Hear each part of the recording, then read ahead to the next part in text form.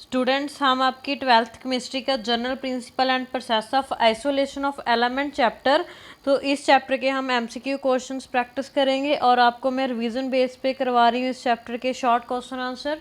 तो आपको ऐसे आ सकते हैं पेपर में बच्चे। तो फर्स्ट क्वेश्चन देखो, इलेक्ट्रोलिटिक रिडक्शन तकनीक यूज़ दी एक्सट्रैक्शंस ऑफ, तो किसके लिए यूज़ किया जाता है? हाईली इलेक्ट्रोनेगेटिव एलिमेंट्स के लिए, हाईली इलेक्ट्रोपॉजिटिव एलिमेंट के लिए, मेटलॉइड्स के लिए और ट्रांजिशन मेटल्स के लिए। तो चैप्टर में बच्चे हमने पढ़ा था ये किसके लिए यूज़ किया जाता है?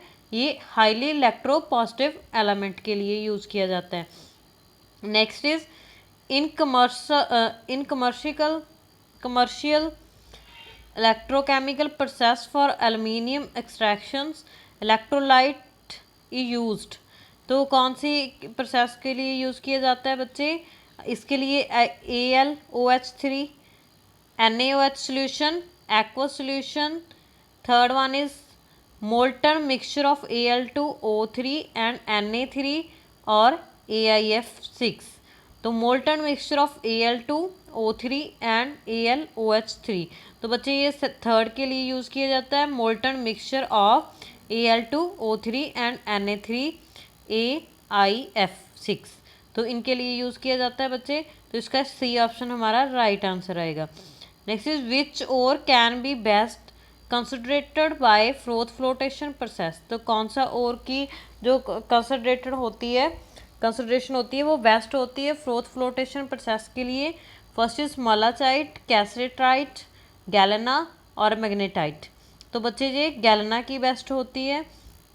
नेक्स्ट शॉर्ट क्वेश्चन है आपका।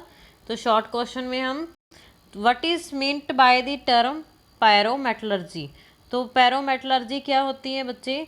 इसमें आप क्या करते हो? एक्सट्रैक्शंस करवाते हो of metal by heating the metal oxide with suitable reducing agent is called pyrometallurgy. तो ऐसा क्वेश्चन भी आपको आ सकता है शॉर्ट क्वेश्चंस में, ठीक है, एनसीईआरटी की बुक से ही आपके ये क्वेश्चंस।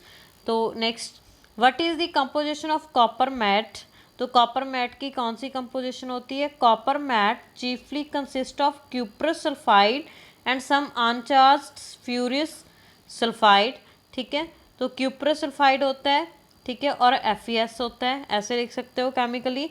तो फिफ्थ क्वेश्चन है name the method used for refining of copper metal, तो कौन सा मेथड यूज होता है रिफाइनिंग ऑफ कॉपर के लिए?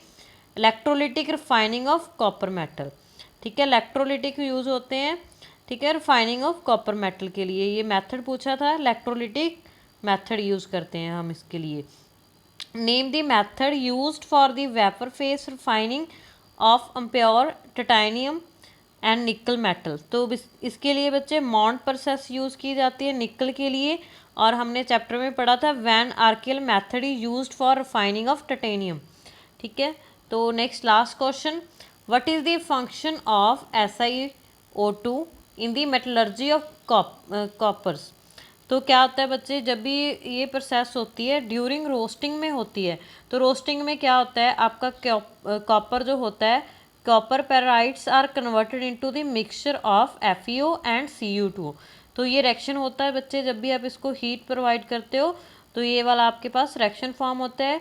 2Cu को आपने ऑक्सीजन के साथ रिएक्ट करवाया, आपके पास क्या फॉर्म हो गया बच्चे? कॉपर पेराइड फॉर्म हो गया, और आपके पास आयरन सल्फाइड, ठीक है, ऐसे आपके पास फॉर्म होता है इस रिएक्शन में। नेक्स्ट इज कॉपर पेराइड्स, तो इसका रिएक्शन करवाओगे आप 3O2 से, तो आपके पास रिएक्शन फॉर्म हो जाएगा।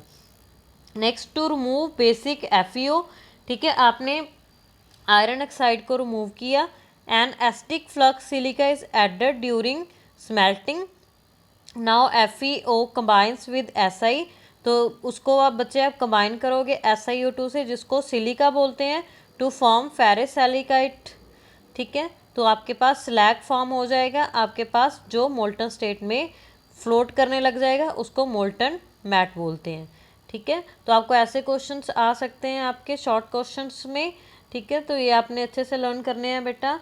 Thank you.